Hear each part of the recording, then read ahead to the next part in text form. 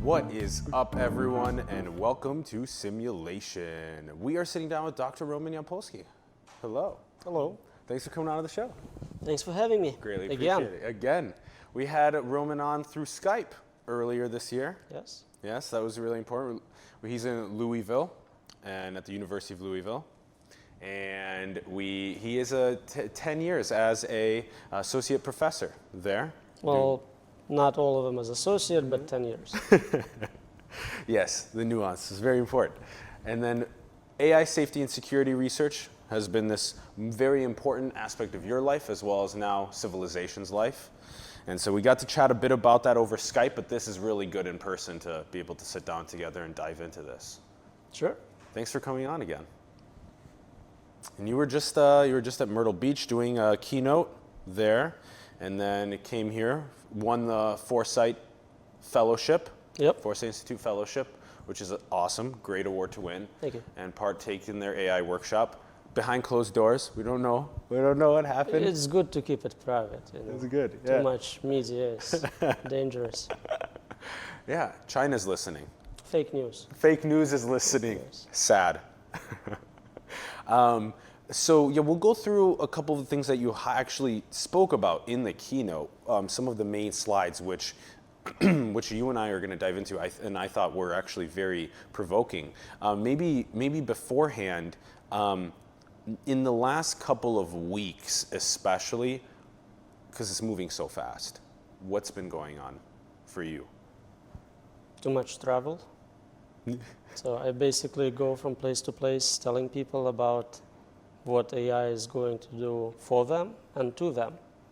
And the specific conference was professionals, cybersecurity experts, forensic experts, a lot of police, FBI, but many of them have no idea what the state of the art is in artificial intelligence. I spoke about, for example, deep fakes, creation of forensic evidence, which is really similar to realistic-looking representations. Yeah. Let's do it. Let's pull this up onto the screen and start talking about this, because I mean it's the first thing that you brought up, and you said we had FBI, cops, CIA, security, lots of people here wondering what the state of the art is currently and how to understand it. You said two distinct ways. What's happening for us and what's happening to us. Right. So it's a dual-use technology. Obviously, it's incredibly beneficial. So much can be done with automation of labor, physical, cognitive. But the more capable technology gets, the more it can do it independently, and that's not always beneficial for us. So this specific set of examples, the part on the bottom is from the malicious AI report, came out I think a couple of months ago. A large conglomerate of different universities, nonprofits put together a report on what we can expect from kind of dangerous AI produced by hackers, malevolent actors. And one of the examples talked about advances we make in creating fake data, both to fool humans and to fool computers. So you see how quickly something like synthetic human images changes. 4 years ago, we had this black and white, low resolution. Now I can't even tell if it's real image or not. I can't either. And this is 2017. It's been a year, so take it to the next level. Now we do full-blown deepfake videos. Yes. You can get anyone to appear like they're saying anything you want. Yes. Political candidate, friends, family, you name it. So that's also dual use, right? You can frame someone, or you can give someone a way out. I didn't do it. It's fake news. Now I have good justification to claim it's not real. So the repercussions of this being indistinguishable from reality are not only for blackmailing people, but also for saying fake news. Deniability. If I can take a simple iPhone app, I think there is like a fake app or something, and I can make my friends and family to appear to say certain things, and everyone knows it's trivial to do. Next time a video of a president or someone comes out saying crazy things, Is it real? Is it real? It depends on the president, but still, it's bringing into doubt the whole concept of forensic evidence, what we Forensic use in evidence, the judicial system. Statistical analysis right now probably will allow an expert to tell if it's generated or not. But very quickly this goes away. The moment I understand what signature you're looking for, I can work on removing it from my fakes. That's the way it's generated, right? You have competing neural networks, one faking data, one looking for fakes. They meet in the middle, so it's a 50-50 chance it's real. Give us a very quick Cliff Notes understanding of how we take analysis of a human face and we turn a digital version that looks identical to the actual meat. Right. So generative adversarial networks work by studying data, some sort of training data set, and from that learn to create imitations. They are presented to another network whose job it is to tell fake data from real data. Think of like currency forgery, right? Somebody's faking dollars, somebody's an expert in telling fake dollars from real dollars, and they compete. And one gets better, the other catches up, and so eventually they meet in the middle, where the good guy neural network can no longer tell if data is fake or real, with better than flip of a coin probability. So that's where we're at right now. Basically, we're starting to look as real as reality. And there are a few other cool examples. A lot of this work is from Ian Goodfellow's group. They are generating attacks not just on artificial neural networks, but on human neural networks. So the image here, the cat-dog duality, on the left you have the cat image, a picture of a cat. On the right you have an image modified just slightly, a few pixels, to where most humans think it's a picture of a dog now. Similar attack, but now on artificial neural networks. You have two images which kind of look the same to a human face. Yeah. But one on the left is identified as a male with almost 100% accuracy by neural networks. The one on the right, the exact opposite, guaranteed female. Holy cow. So basically what we usually perceive as optical illusions is now kind of automatically produced and can be used to fool us in many domains. And so this is that 50-50 point, 50-50 cat, couple pixels. Well, 50-50 is a way to generate the adversarial inputs, whereas this is ways to modify. Couple pixel difference can get you a whole different result, a binary different result. And we're very good at doing it for computers. A single pixel, a couple pixels can change something obviously recognizable to a human to a completely different label for a computer. But now we're starting to be better at doing it against humans. So it's possible that in the future you'll be shown advertisements where on the surface it looks like A, but subliminally you're getting B all the way. So it's kind of deceptive. Deep fakes, wow. That is going to be, I mean, we're really at that right here, right now, in the political sphere, watching a video of somebody and not knowing if it's real or not. Exactly. Yeah, that's crazy. Yeah. Wow. I would love to ask you, like, what we do to, how does civilization move forward with something like that? Well, the nature of evidence will change. We can no longer rely just on a picture or even a video. You need much stronger evidence, at least in serious cases. Picture and video, which used to be the most reliable, right, is now unreliable. Starting to be. It's still not as full-fledged, but what would be more reliable now than video and images? for now, things like DNA evidence would probably be pretty good, but we're starting to create synthetic DNA sequences. So that's not going to be there for long. Testimony of witnesses. Never been reliable to begin with. If you have multiple witnesses, it improves your chances, but still. So it's an open area of research. So even DNA is now no-go. Oh, we're getting Not now. We're still using it. It's still reliable, but the technology is becoming available to where we can synthesize short strands of DNA, eventually complete genomes, right? And then what do we use for evidence? Well, we're starting to have a lot more surveillance, right? We have cameras everywhere. We have. They know where you are all the time based on They your do, GPS, and based if on you your can calls, based on your immediately messages. record the data to the blockchain, timestamp it, Yeah. it's less likely to be fake because it's part of a historical record. Historical record, yeah. So technology is always kind of, again, we see this catching up. There's no escaping the surveillance, is there? Not really. You can do better with privacy online if you encrypt your activities, if you use ways to connect anonymously, but probably not if someone really wants to find out what you're doing.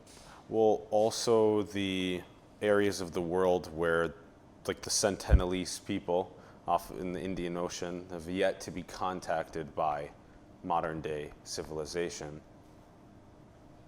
I know nothing about them. Probably that's why.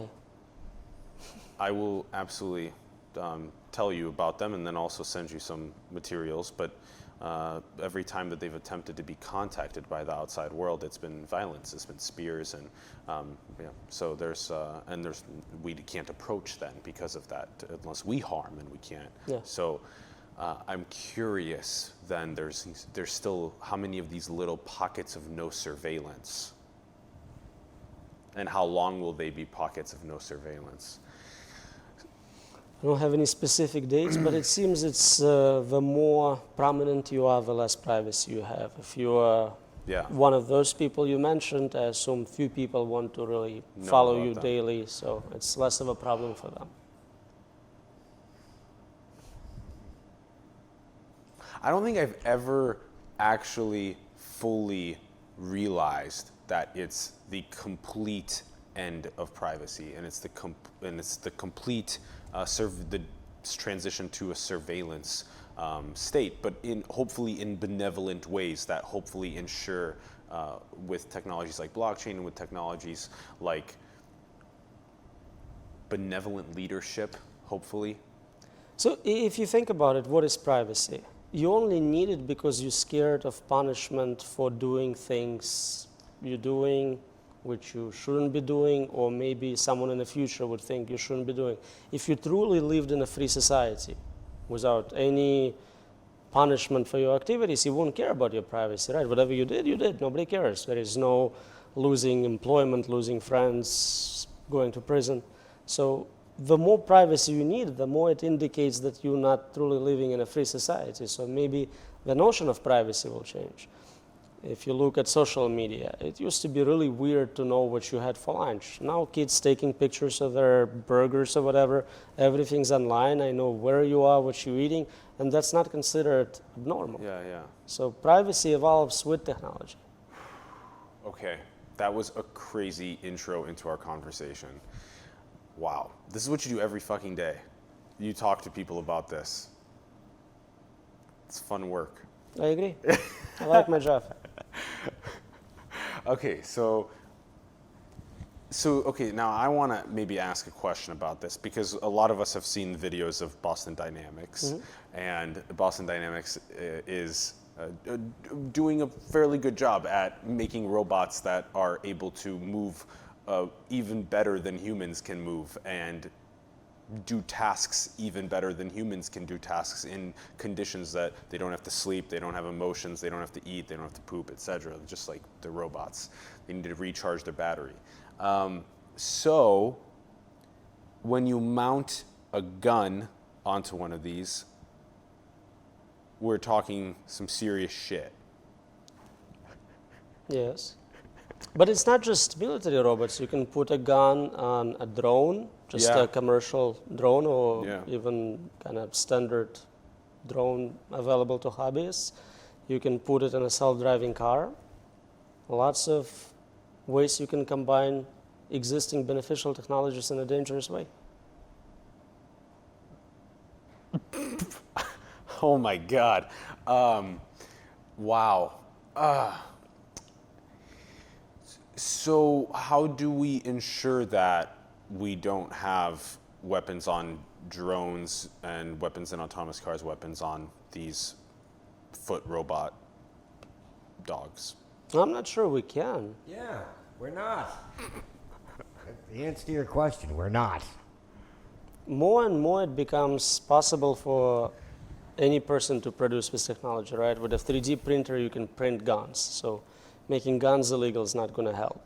You can't make every drone illegal. It's useful commercial technology. It's useful for hobbyists. So you can't just outlaw those things. So really, you have to learn to live with them. How the fuck do we learn to live with them? Anyone having access to 3D printed guns and anyone being able to put 3D printed guns on top of AI that has computer vision that's scanning the environment and looking at your fucking face all the time, like, this is more swearing than I'm used to for a typical show. pardon my So this is one of the biggest concerns I have, is that the cost of using this technology to performing an attack becomes lower and lower. It used to be that only a government agency or a large corporation had the resources, but every day it becomes cheaper and cheaper, where anyone can be a bad actor. We see it with AI, we see it with synthetic biology, we see it in many of those exponential areas, right? To become malevolent. Right, the cost of entering that space is almost nothing now. A drone can be purchased for just over $100, put a flamethrower on it, put a spy camera on it, lots of options. Is there a way to figure out how to work across the world to prevent malevolent use of this technology? I don't see one. So we just had a workshop on exactly that, how to get governments and corporations to talk, to figure out ways to collaborate on developing safer AI. But those are just conversations. There is nothing specific in place. Most countries are not subject to some agreements. So if we can get a couple players to agree, maybe US and China, that's good. But there is not a universal standard for what technology to permit or not permit, and it's again because of decreasing costs, not necessarily the case that if big players agree, someone else will not do it anyways.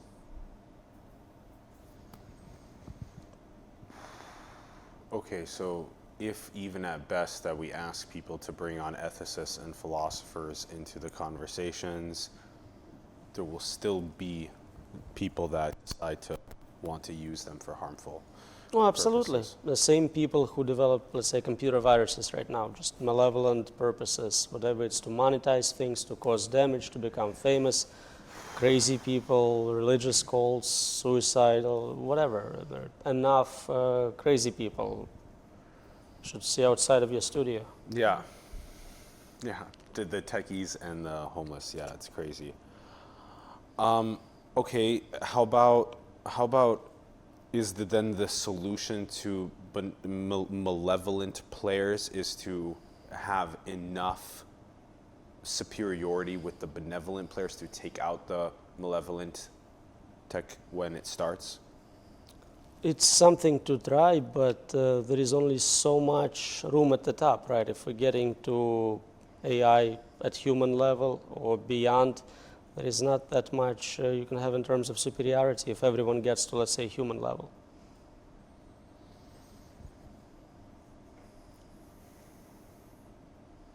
So we've had Swami Anand on the show, and he taught us that meditation was the key to unlock your infinite human potential. And so is it possible that tuning inward and finding the divinity within yourself and the divinity within your fellow brothers and sisters on the planet, that may actually not, that we won't have any malevolent players? Not sure who that guy is you mentioned and what he accomplished through his unlocking of potential, but I suspect it's only going to make your death less painless. What a wonderful answer. School this young man, Roman, and his utopian vision for the future. Let it go. There's always going to be good and bad. The malevolent, benevolent things, it's just going to, both of them are going to step up their game, Alan.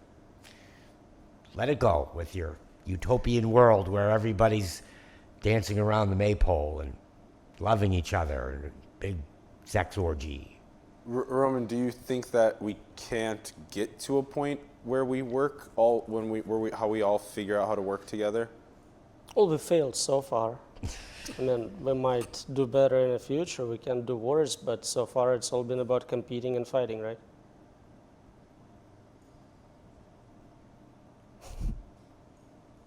This has been very realistic. Yeah, that's what we want. Yeah. Man, how do you know that that's not collectively what we want? That's what we signed up for. There is no other way. That's the only way to improve and get better. The only way to improve and get better is through having a competing source of information and data and power and or just a energy. low standard to compare yourself to. Just the good, the bad, and the ugly. Take a pick. End of the middle class, they say, pick a side. Pick a side. It's the end of the middle class, especially with the proliferation of all of the exponential technologies. That's one of the things that we've been saying on the show sometimes. I don't know what that means. So pick a side. It's the end of the middle class. So pick a side, either wealthy or ultra wealthy or poor. I'll go that way. Thanks for giving me options. We talk about the end of the middle class and then picking sides and there being a bifurcation in socioeconomic status. What do you think about that? Extreme wealth could be very dangerous. It's possibly a cause of existential risk as well. We see it with some people. Now, I think Jeff Bezos is 130 billion? Something like that, yeah. But think about AI running corporations. It's now, today, legally possible to put algorithms in charge of corporations where they can generate profit. They can reinvest profits. Yeah. They can start new corporations. So it's very likely that at some point, machines will have greatest wealth. And you can use money to manipulate law, to bypass laws, so it's dangerous for that reason.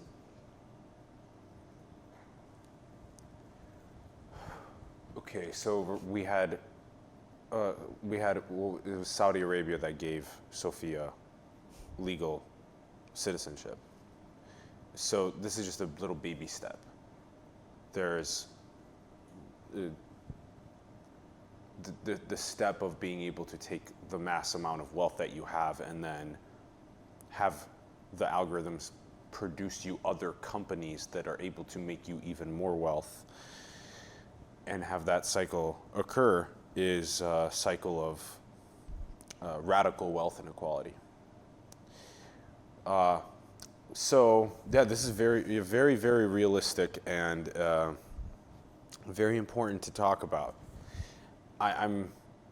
So just one more time to check in with you one more time here, because of our history of war, that there will continue being war. Right. The reason we fight might change. We may no longer fight for same resources. We might fight for different resources or decisions. Something like, should we build more capable, intelligent machines has been projected to be cause of a third world war, right? Hugo de Garis in his book, Art Elect War, talks about that as the fundamental divide between people who want to preserve, kind of conservatives, I guess, preserve humanity as it is, versus progressives, people who want to move to the next level of intelligence and give up what we have for greater good of the universe, I guess.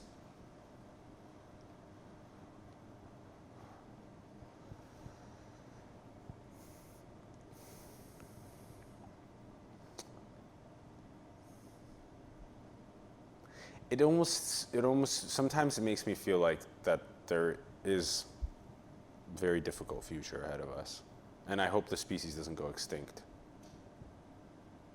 Oh, Bernard. Yeah, Bernard.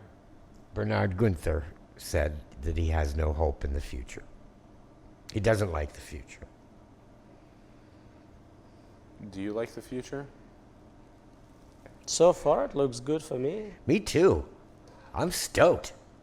I'm going to be a criminal. I'm going to be one of the bad guys.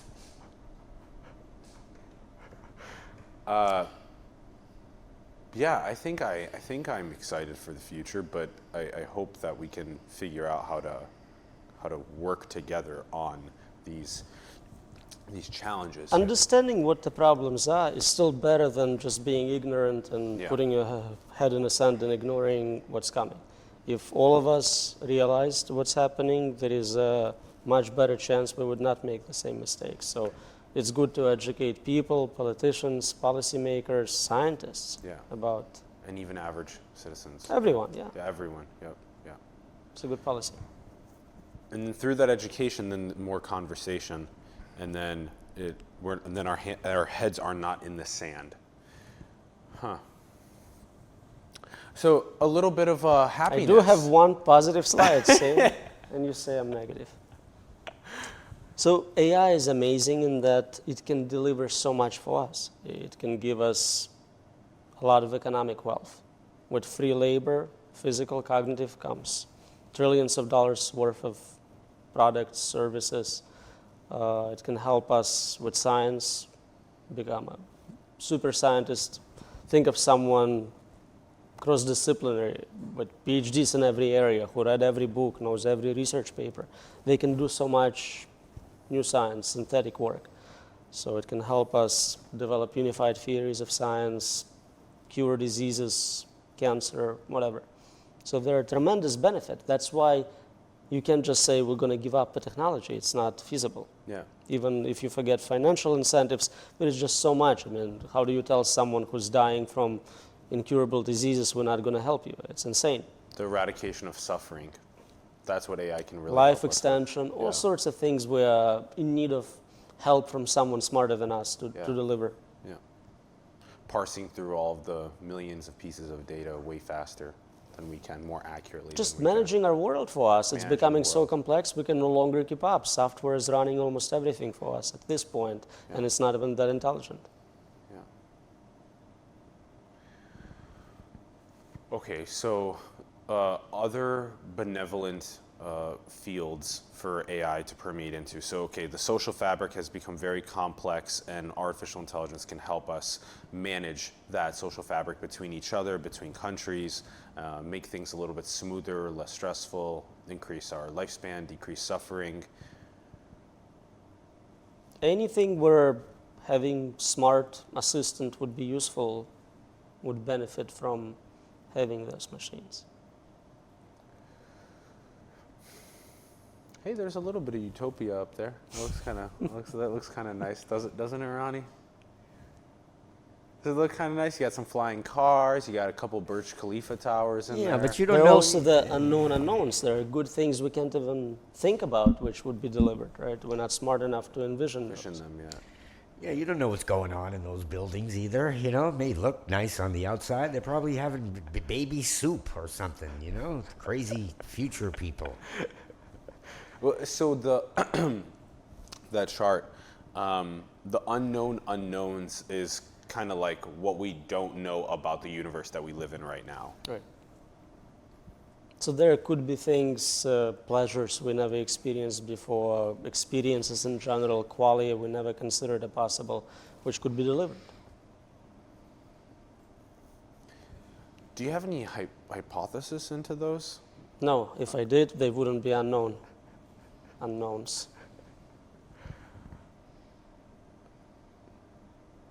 But you kind of did have a hypothesis, which was that there are pleasures that we haven't sensed, haven't felt.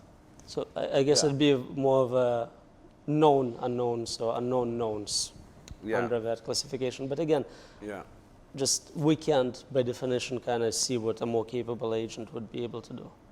Okay, well, a benevolent enough of a more capable agent could figure out how to wire together the fabric to prevent suffering and violence and So that's the hope, right? Everyone working on AI safety hopes that we can get to the point where we have very capable and safe and manageable system,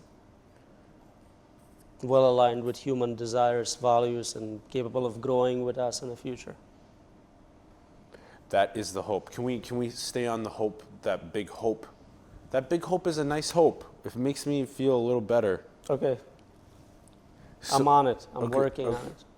So the big hope is aligned with the goals of humanity. How can we live harmoniously together with the artificial intelligence that we build to progress civilization? Right. So it's interested in doing things which we like and beneficial to us and preserve us in some good way. And there are organizations that are doing that right now. Quite a few. OpenAI. And more and more, yeah. Well, OpenAI has a safety team. They're not fully working on it, but You and then Foresight Institute. Who else? Foresight, there is, of course, Machine Intelligence Research Institute. Mission huge. Intelligence Research Institute. Here in Berkeley. In Berkeley. There is Future of Life Institute, Future of Humanity Institute. Yeah. They're not very creative with names, but yeah.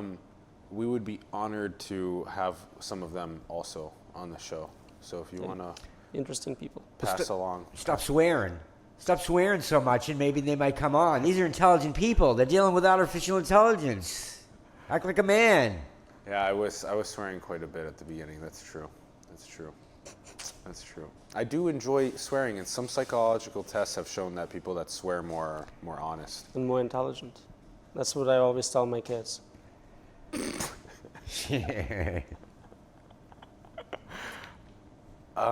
Yeah.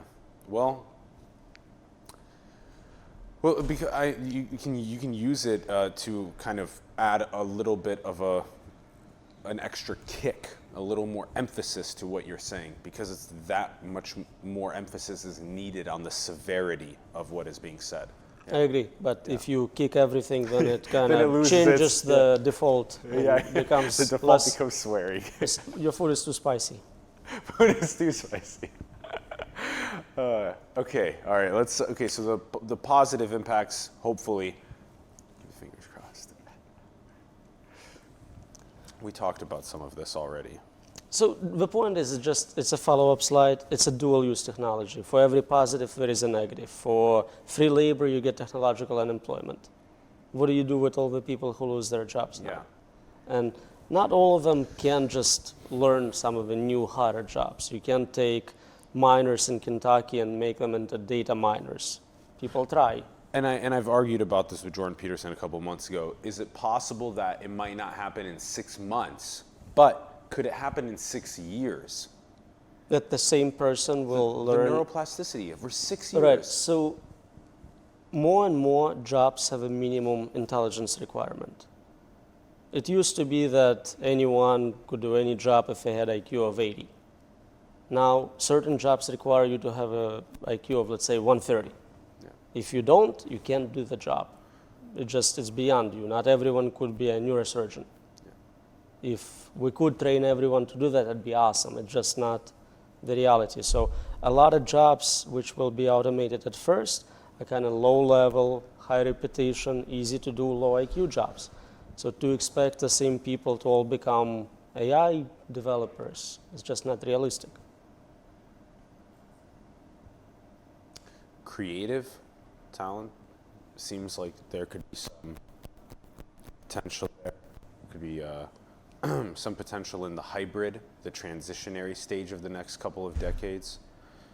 Right, so there People could could have be worked a along the way. period where we create a lot of new jobs and people shift, but long term, every job is going to be automated. Your job, my job, it doesn't matter. Yeah. Machines will be better than us. Yeah.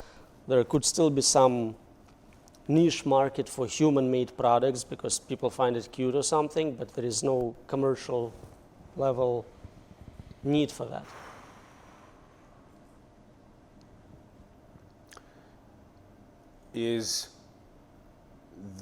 What is then the future of work?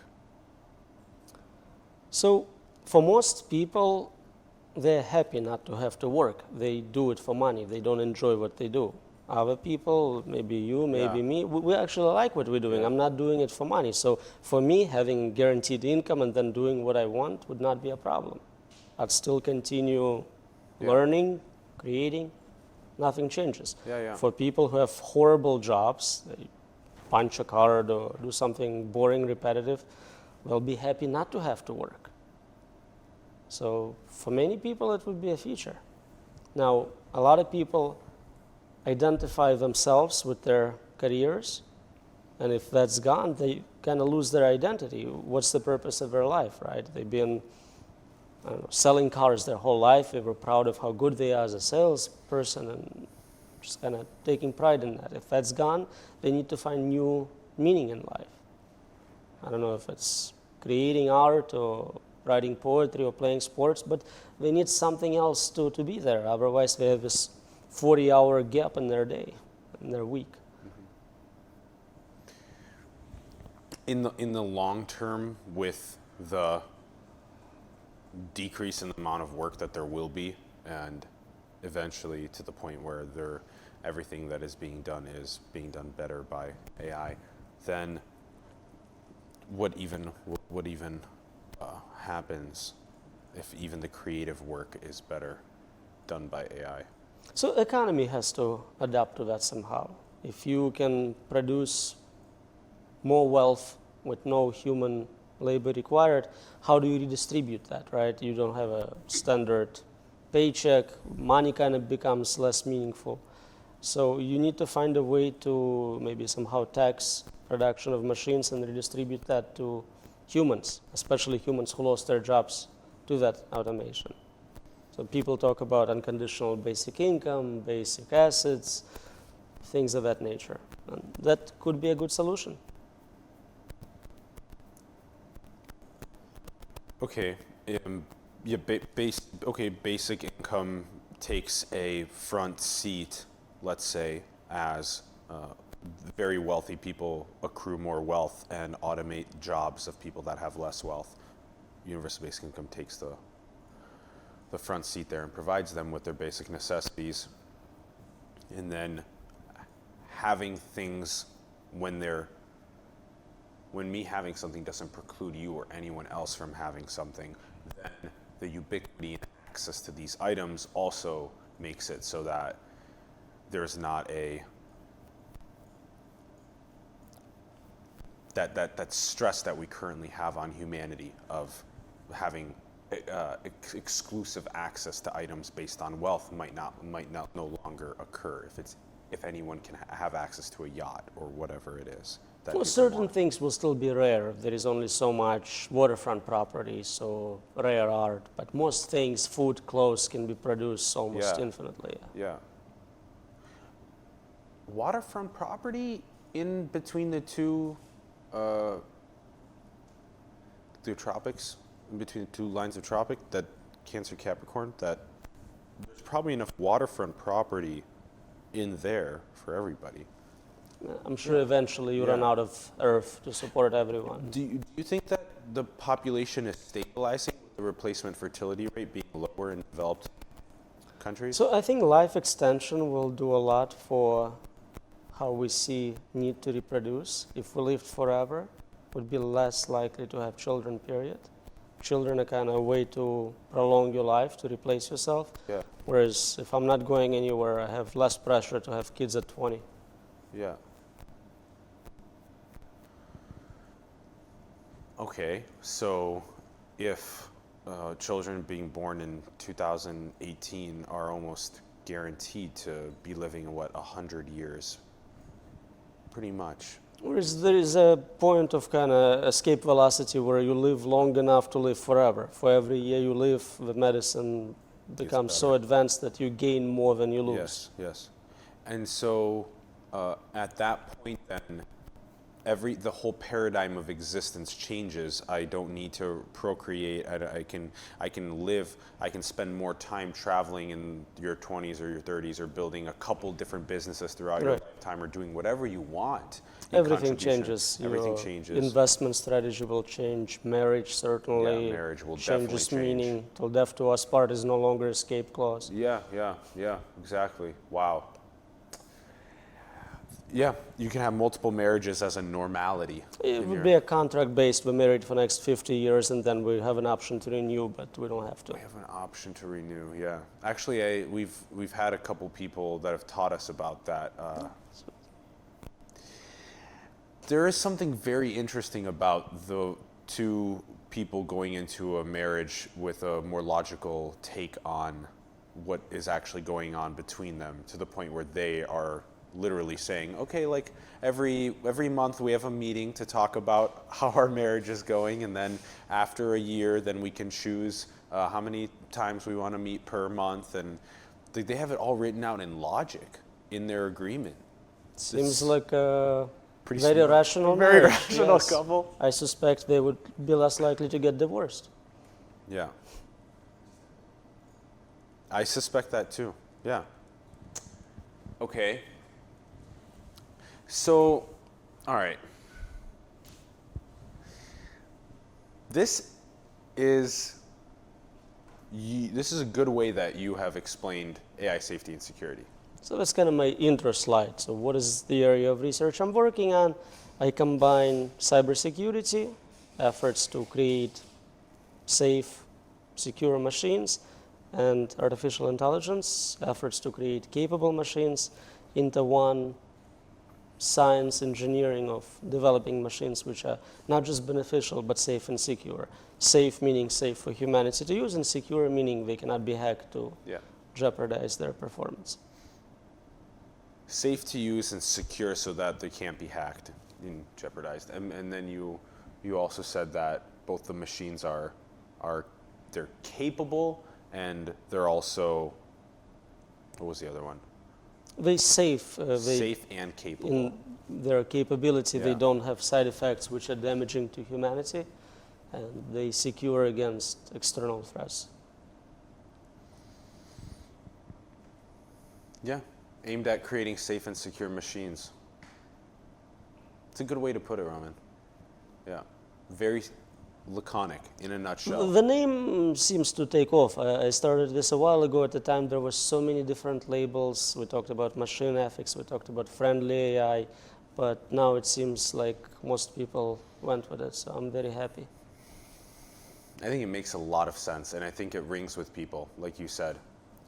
Yeah. And we can learn so much. We can learn from the field of security. It's been around for a long time, cybersecurity. Yeah. They have developed tools for testing, for evaluating systems, for kind of explaining what is secure. So that's useful to us.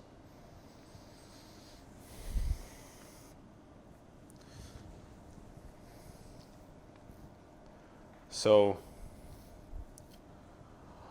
Hawking, Musk, Obama, Gates, Wozniak, every one of them has an opinion about the importance of this conversation. Right. So at the time, it was kind of fringe topic, talking about superintelligence, dangers of AI. So I wanted to make a point that it's becoming more and more mainstream, and to hear President of the United States speak about superintelligence, that was incredible at the time. Yeah. Now it's kind of more established. There are conferences, journals, books coming out, so it's less amazing, but still good to have people who are well recognized talk about it, which brings more respect to the field, more funding certainly from Elon Musk and so on.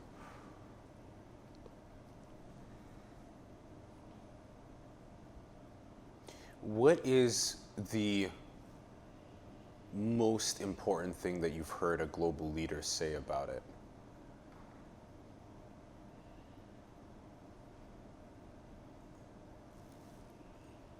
Well, I heard both kind of supportive statements, such as those, so that's why I picked them. That would be example of support, but also very dismissive. There are AI risk skeptics.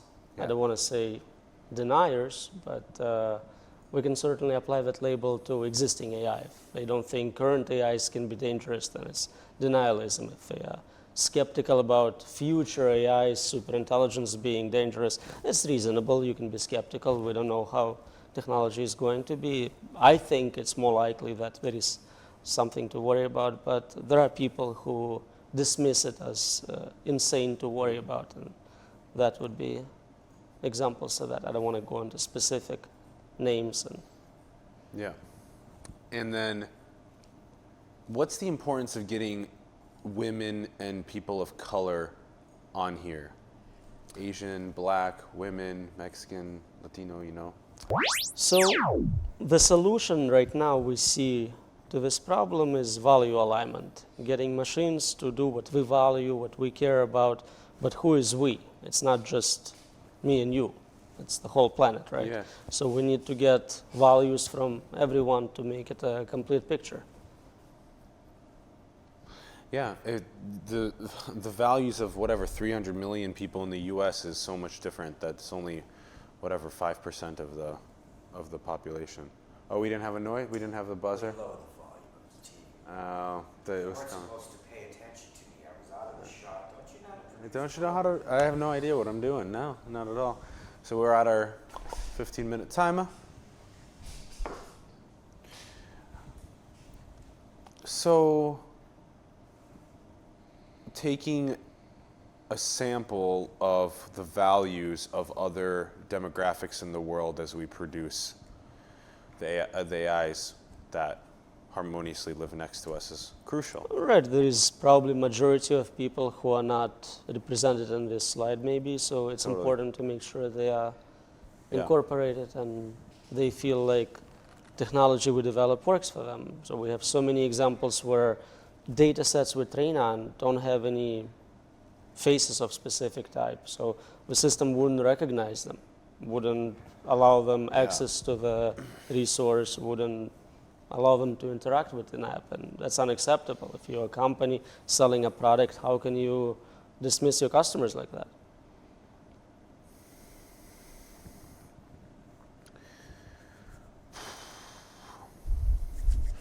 More of the voices across different populations of people will be an important aspect of the conversation. So your book is in the middle, Artificial Superintelligence, a Futuristic Approach, and then your second book, and we'll have the links in the bio for everyone. Second book, Artificial Intelligence, Safety and Security. It's coming out in a couple months, in August. Thesis of the upcoming book? So the first book was by me. It's an authored book, so it was all about my research. This is an edited book. The goal was to get all the top AI safety researchers to contribute what they think is good solutions, what are the outstanding problems. So it's a large book. I think it's close to 500 pages. Whoa. And it's 27 chapters from pretty much every big name in the field and some up-and-coming young researchers. So I think it's very exciting to get such diversity. Some are highly technical chapters, very useful as a textbook for engineering courses. Others, essays about future of humanity, opinion pieces. So you can skip around, find what's suitable for your interests, for your course. This is great as a textbook, great as a just casual read. About half of the book is seminal papers by top scholars, which have been previously published somewhere, but never kind of combined into a single volume, whereas the second half is all novel papers, novel solutions. Can you give us an insight into some of the novel solutions that we're going to learn about? You have to buy the book. I have to buy the book. What's a general principle that that the community is kind of? Well, I think that's the strength of the book. It's so cognitively diverse. There is not a single thing everyone is trying. They're completely unrelated solutions, unrelated chapters, and even unrelated problems. Some people look at deep fakes, generated images. Some people look at what you brought up with bias issues. How do we address discrimination by algorithms? Others are only interested in aligning superintelligent systems. Complete diversity. So it's a spectrum from problems we have today with existing AIs to future problems with superintelligent systems. And I think we're doing a good job kind of covering everything in between. Some problems I didn't think about before reading the chapters. Awesome. So there is great work on kind of manipulation of human beliefs, knowledge by AIs through media, through stories, through chatbots. Cambridge how Analytica. they're gonna that, but even so much more Even interactive more, interaction. You have friends on social media, you interact with them. If 100 of them are bots designed to influence your opinion, to make you feel a certain way, to shift your vote, how does that impact democracy? How does that impact everything we do as society? Because so much of what you do is based on how many likes you got, what your friends liked. And if that's manipulated, do you feel comfortable making a statement which everyone hates? And those are existing problems with existing technology. This is not even something we have to wait for. I was recently learning that Japan gained access to smartphone technology earlier than the United States did, and the kind of the sociological and psychological analysis of the way that people in Japan are interacting with one another now is a little bit more reclusive, and that they believe that part of that has to do with what the social media's effect has taken. And I wonder if the West is about to experience something like that as well, because a lot of people have social anxiety, and I think it's really important to practice so that you don't have social anxiety. But some people don't need to practice because they can just do all of their work in a non-social setting. And then do they really need to practice? Why? Well, isn't Japan dying out? They stopped having relationships, stopped reproducing. So I think there is a reason to learn those skills. Yeah. And it's an experiment we're running on ourselves and our children. We give them those new devices the moment they are born. 1-year-olds have iPads. And we have no idea what it's going to do to their development. Yeah.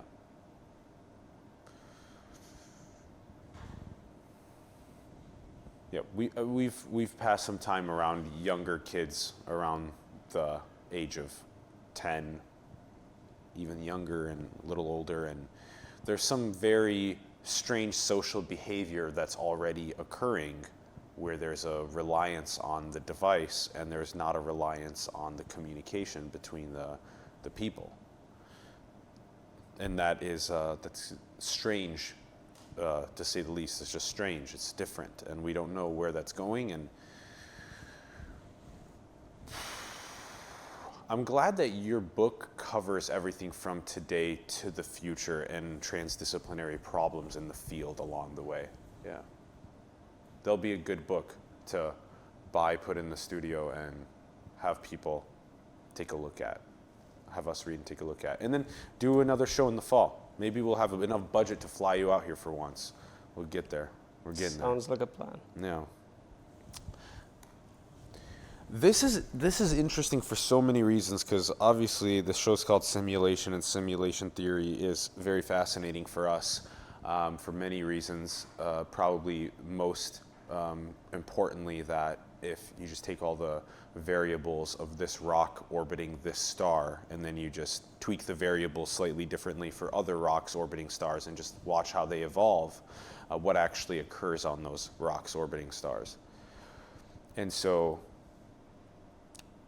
when we gain enough computing power to be able to run these simulations ourselves and see exactly how life evolves, I think it'll give us a better understanding into this example of, do you actually know that you are real? Do you know that other people are real?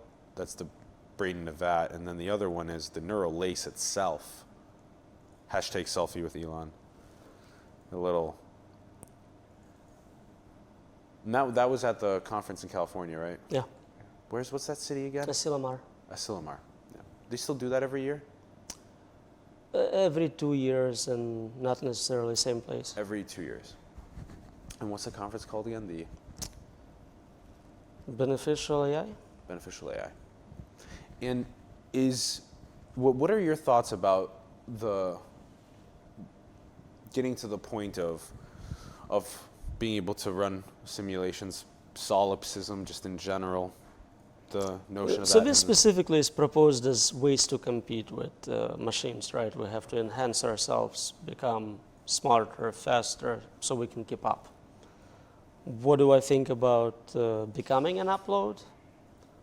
It seems like it has certain benefits. You don't have to get food in a traditional way. You can have a good backup of yourself. But there seems to be possibility that it would not perfectly capture your experiences, your qualia.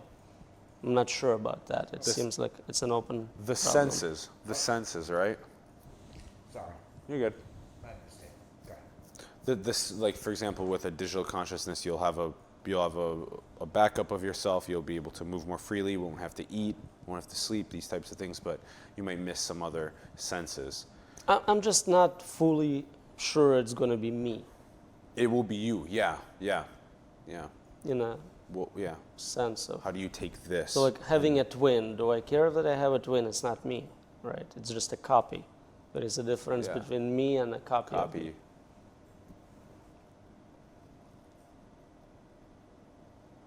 So that would be 86 billion neurons connected to a computer that would then send the way that the neural architecture is synchronizing and firing to the cloud and let it somehow be able to live on the cloud then and do its thing as a digital form of you.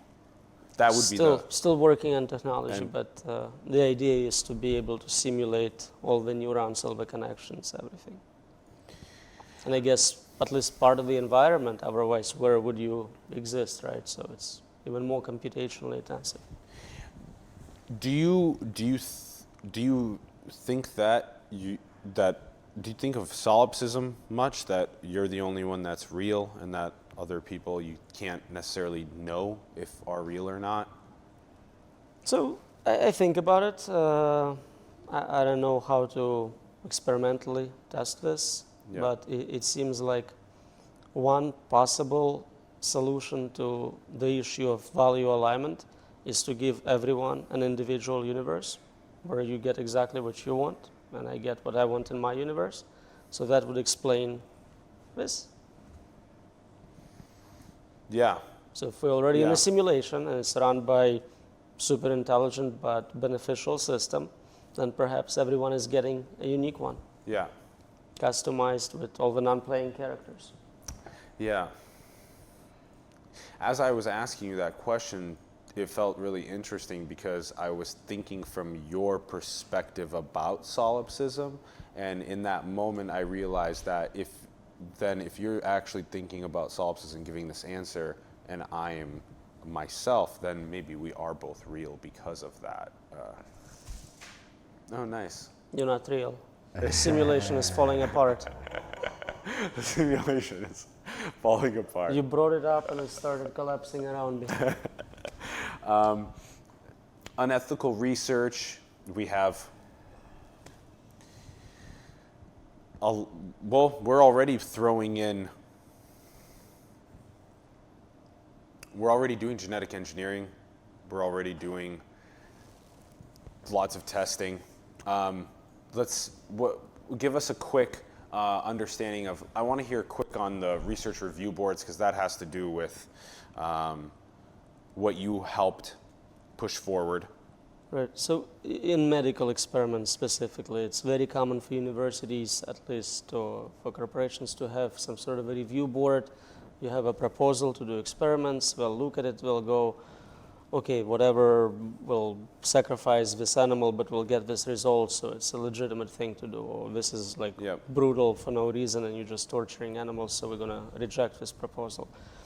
At the time, it seemed crazy to require any type of approval to write software.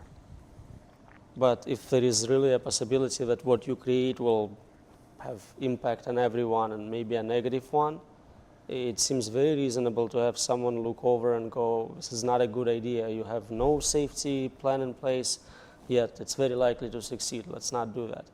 So since we published on that, I think Google DeepMind had a contract with Google during acquisition that they're going to establish a safety board, and I think 3 or 4 other companies by now have it as well. a safety board, as AI they safety do. board. AI Which, safety board. They don't publicize who's on it or how much power they have. Yeah. It could be just an advisory board, not necessarily a board with power to reject certain research, but still it's at least good to know that they care enough to set it up. Yeah. And then in the conclusion, failures will grow in frequencies and severity proportionate to AI's capability. Right, so I collect examples of how AIs fail, and I started with kind of birth of a field, and They're hilarious. On your that go too. follow Roman on Facebook and Twitter, please. You will love But it. it seems like, obviously, because we have more AIs now, there is more opportunities for them to fail and to have more impact because they do so much more.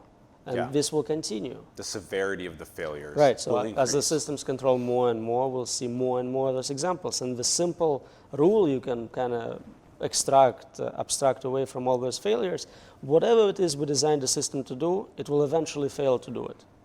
And you can apply it to future things. If you know what AI is going to be in the future, yeah, it's going to fail at that. If it's designed to drive around safely, it's going to kill someone. Okay, well, it's kind of trivial now, but we can project to the future and see what's happening. So it's at least useful for product manufacturers to kind of go, we're releasing this new product, what can possibly go wrong?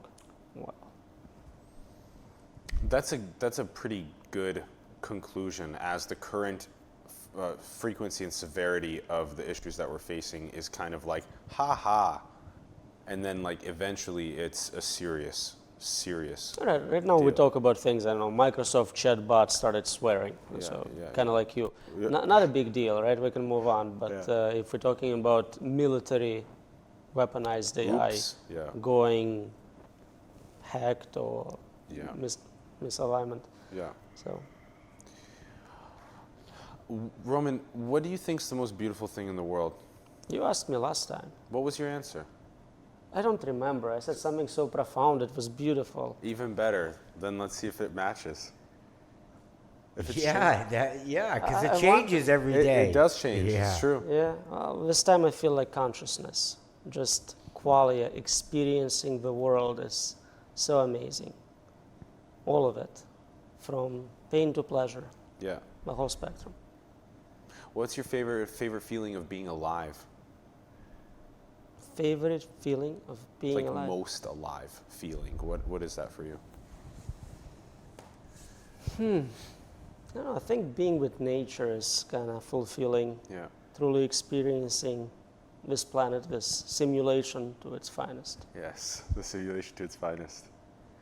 And because I know you have answered the cosmos and the alone question, let's ask you another question. Let's ask you about time. What is your definition of time? So I trust physicists with what they claim, the difference between movements. You need things to exist in the physical world to create time. I don't have any weird definitions for it. Can you give us a percentage of what you think is going to be happening in the next couple decades in terms of malevolent or benevolent future with AI? Let it go. Ron wants to. So wants to I'm not just going to be- give you such percentages just because I don't know, and any guess would be meaningless, but I can tell you that as of today, no one in the world has a working safety mechanism which would scale to any level AI, and no one even has a prototype. As in, no one has the Any idea how to control intelligent how systems. to control intelligent systems at large scales to prevent malevolent use. Yeah. To ensure whatever use we want Yeah. from them. We just don't know how to do it. And you need thousands of very sophisticated programmers and designers, architects. We don't know how philosophers, hard it is. We have ethicists. no idea. We're kind of doing this patchwork. Okay, this is a problem. Let's see if we can fix this. But they're Yeah. like a fractal of those, where every time we zoom in to see what the problem is, we discover as many new problems. And it continues. There It's is the never fractaling. we solved this. We no longer have to worry about this part. And the safety mechanisms themselves can have mistakes in them, can cause problems, right? So by adding the safety mechanism, we see it a lot with software. A patch to fix a previous exploit creates a new exploit.